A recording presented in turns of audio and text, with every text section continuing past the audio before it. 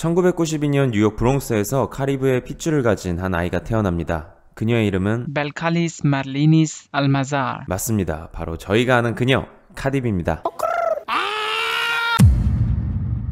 어린 시절 그녀의 별명은 바카디였습니다. 웬 어린애 별명이 술 이름인가 약간 의아하시죠? 그녀에게는 여동생이 있는데 동생의 본명이 헤넷인지라 그녀 또한 어릴 적부터 덩달아 술 이름으로 별명이 붙여졌다고 하는데요. 수많은 술 중에서도 그녀의 핏줄인 카리브해를 대표하는 럼 브랜드 바카디로 불렸다고 합니다. 그녀는 여기서 뒤에 카디를 따와 자신의 무대명으로 지었고 뒤에 비는 뷰티풀이나 분리를 의미한다고 하는데 뜻은 그날 기분에 따라 정한다고 합니다. 그렇게 해서 탄생한 그녀의 무대명 카디비. 어릴 적 별명만 들으면 동생과 마냥 즐거운 시간을 보냈을 것만 같지만 사실 그녀의 10대 시절은 생각보다 암울했습니다. 일단 너무 가난했는데요. 환경이 이렇다 보니 그녀는 집이 아닌 거리에서 많은 시간을 보내게 되었고 당시 개토의 많은 아이들처럼 대마를 피고 남자친구와 시간을 때우며 하루하루를 보냈다고 합니다. 설상가상으로 16살에는 블러드갱에 들어가고 계속해서 방황을 거듭하던 그녀는 결국 집에서 쫓겨나 당시 사귀던 남자친구와 함께 동거를 시작하게 되는데요. 둘 다 직업도 없고 나이도 어리고 음식을 살 돈도 없던 둘은 허구한 날 서로를 때리며 상황은 계속해서 악화되기 시작합니다.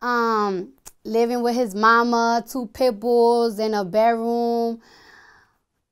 It was crazy. 마음은 떠났어도 당장 남자친구를 떠날 능력이 없던 그녀는 그 어떤 때보다 돈과 독립을 간절히 원하게 되며 동네 마켓에서 아르바이트를 시작하게 되는데요. 주당 250불을 받는 캐셔일이었는데 어떻게 일을 잘하나 싶었더니 인심이 너무 좋은 건지 동료한테 물건을 너무 싸게 결제해준 게 걸려가지고 결국 잘리게 됩니다. 일자리도 잘리고 이제 어떻게 살아가야 하나 싶던 찰나 그녀의 사정을 알던 한 주변인은 그녀에게 스트리퍼를 한번 해보라는 권유를 하는데요. 당장의 시궁창 같은 삶을 벗어나기 위해 뭐라도 해야 했던 그녀는 그렇게 거침없이 스트립클럽 뉴욕 돌즈로 향하게 됩니다. 캐셔 일을 할 때는 일주일에 250달러를 벌었지만 스트리퍼로 일을 하니 8시간 만에 300달러를 벌었다고 합니다. 그녀는 여기서 일하며 돈이 주는 힘을 깨닫고 열심히 돈을 모아 당장의 가난과 폭력으로부터 탈출하는 데 성공하는데요. The strip club really helped me. Like, I could say that it saved me. Like, it saved me. Like, it put like food in my. 하지만 스트리퍼라는 게 아무리 돈을 잘 벌어도 엄마가 들으시면 걱정 좀 하시겠죠? 그녀는 은근유녀답게 재치 있는 거짓말로 엄마를 안심시켜 드리는데요. You know what, mom? I have to tell you something. Cause I told her, like, oh my gosh, mom, I find these white people, they are so rich, and they just want me to take care of their kids. They're like 8 and 9, and I help them with their homework, and they pay me like $100 a day. And she was like, oh my gosh, that's amazing. 그렇게 스트리퍼로서 빠르게 자리를 잡고 금세 많은 돈을 벌게 된 그녀는 여기서 멈추지 않고 SNS를 활용하며 아예 자신을 세상에서 가장 유명한 스트리퍼로 만들어버립니다. When your nigga in jail and your family ask you for Thanksgiving, oh, so where's your boyfriend? He died.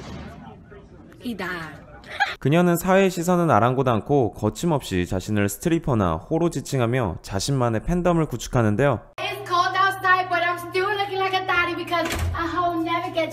특히 방금 보신 밈은 당시 미국에서 엄청난 히트를 치며 그녀를 SNS 스타로 만들어주는데 큰 역할을 합니다. So you know, people be asking me like, what do you do? Like, are you a model? Are you like a comedian or something? Nah, I ain't none of that. I'm a hoe. I'm a stripper hoe. 캐릭터도 독특하고 말빨도 좋고 그렇게 그녀의 인기는 나날이 올라가게 되고 마침내 당시 인기 리얼리티 프로그램으로부터 캐스팅 제안까지 받게 되는데요. 러브 앤 힙합은 미국 내 다양한 도시를 돌며 시즌제로 방영됐던 당시의 인기 프로그램입니다. 그녀는 이제 SNS가 아닌 TV 출연을 통해 자신을 알릴 준비를 하는데요. 스트리퍼 일을 정리하고 촬영에 들어간 그녀, 과연 어떻게 됐을까요? In his text, what happened? Don't you know New York bitches are savages? 그대로였습니다. 언제나 그랬듯 자기 모습 그대로 그간 인스타에서 보여준 말빨을 쇼에서도 유감없이 발휘하며 해당 시즌의 스타로 주목받게 되는데요. 활약은 계속해서 이어지고 전국적인 인지도도 얻게 되며 연이어 시즌 7에도 출연하지만 그녀는 무슨 이유인지 시즌 도중 하차를 선언하며 한순간 자신이 해오던 모든 것을 스탑시켜버립니다. 알고 보니 당시 힘들게 사시는 부모님을 보며 가족 부양에 대한 많은 고민을 했다고 하는데요. 그녀는 가장이 되기 위해서는 반짝 스타가 되기보단 더 큰 부와 영향력이 필요하다고 느꼈고 그렇게 거침없이 래퍼의 길을 선택하며 다시 한번 인생의 반전을 준비하게 됩니다. 많은 시간을 랩에 할애하며 실력을 다져가던 그녀는 샤기의 붐붐 리믹스에 참여하며 힙합씬에 첫 발을 내밀게 되는데요. 2016년 3월에는 첫 믹스테이프를 발매하고 다음해 1월에는 두 번째 믹스테이프를 발표합니다. 허슬은 계속되고 랩 실력은 나날이 늘며 대형 레코드와의 계약도 성공하게 되는데요. 그해 5월에는 BET 어워즈의 최우수 신인과 최우수 여자 래퍼 후보에도 오르며 조금씩 신의 주목을 받게 됩니다. 사람들이 주목은 하지만 아직 별다른 음악적 성과는 없었기에 그녀는 여전히 랩 좀 하는 리얼리티 스타 정도로만 인식됐는데요. 하지만 그녀가 여기서 멈출 사람이 아니죠. 다음해 6월 그녀는 한국의 싱글을 발매하며 마침내 대형 사고를 치게 됩니다. 가난한 여자아이로 태어나 현실을 벗어나기 위해 거침없이 달려온 그녀의 삶이 담긴 이 노래는 이 자체로 카디비만의 캐릭터를 보여줄 뿐 아니라 그녀가 살아온 세비지라는 하나의 라이프 스타일을 전 세계로 퍼뜨리는 계기가 된 곡이기도 한데요. 이 곡이 얼마나 성공했냐면 빌보드 핫백 1위에 피치포크에서는 연말결산 1위를 하고 그래미에선 랩 부문 후보에 오릅니다. 말 그대로 대중과 평단의 극찬을 받은 곡인데요. 이렇듯 순식간에 랩스타가 된 그녀는 마침내 관종이 아닌 래퍼로 인정받기 시작하며 많은 네임드 래퍼들과도 작업을 진행하게 됩니다.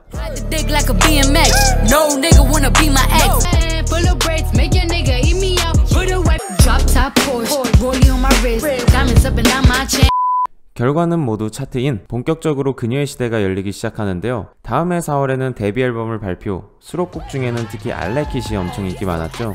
카디와 라틴 트래퍼 둘이 함께한 곡인데 이 곡은 당시 비버랑 카멜라가 지펴놓은 라티팝 열기에 휘발유를 붓는 격이 되며 정말 엄청난 인기를 끌었습니다.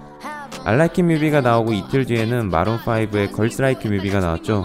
이 곡도 빌보드 1위를 해버리고 뮤비 조회수만 무려 27억 뷰를 올리며 대성공을 거두게 됩니다. 인기가 이렇게 좋으니 당연히 시상식에서도 온갖 상을 휩쓸게 되는데요. 사실 여기까지도 굉장하지만 그래미를 타는 건 또 다른 얘기죠. 그녀는 자신의 데뷔 앨범으로 2019 그래미 어워즈 5개 부문 후보에 오르게 됩니다. 그 중에서도 특히 랩 앨범 부문의 수상 여부가 주목됐는데요. 경쟁작들이 어마어마해서 말도 많고 탈도 많았지만 결국 그래미는 그녀의 손을 들어줬고 그녀는 데뷔 앨범으로 그래미 랩 앨범을 거머쥐며 당대 최고의 랩스타로 올라서게 됩니다. 이제는 발매하는 곡마다 바이럴과 함께 차트이는 기본이고 최근에는 영화나 쇼프로에도 출연하고 있는데요. 영화 허슬러에서는 연기도 하고 미국판 쇼미더머니 리듬 앤 플로우에서는 심사위원으로 활약하기도 했습니다. 2021년에 개봉되는 분노의 질주 9에도 출연한다고 하네요. 재밌는 건 돈이 많으니까 비싼 차도 많이 샀다는데 정작 면허는 없다고 합니다. 운전에 소질이 없다고 하네요. 추가로 그녀의 삶을 얘기하면서 빼놓을 수 없는 인물이 있죠. 미고스의 멤버이자 카디비의 딸, 컬처의 아빠이기도 한 그녀의 남편인데요. 둘은 현재 제이지와 비욘세를 잇는 힙합계 파워 커플이기도 합니다. 둘의 러브스토리를 빠르게 풀자면 2016년 둘은 한 클럽에서 만나 서로 호감을 느끼고 2017년 초엔 데이트를 하며 연인으로 발전했다고 합니다. 둘이 노래도 내고 그렇게 잘 만나다 마침내 9월 비공개 결혼을 하게 되고 다음 달엔 오프셋이 공개적으로 프로포즈를 하게 되는데요.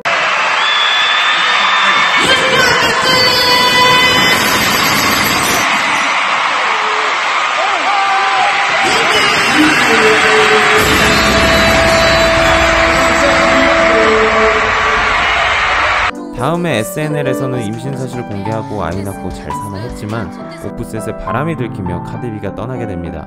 오프셋은 미친 듯한 깨달음과 후회 끝에 공연장에 찾아가 사과쇼를 펼치고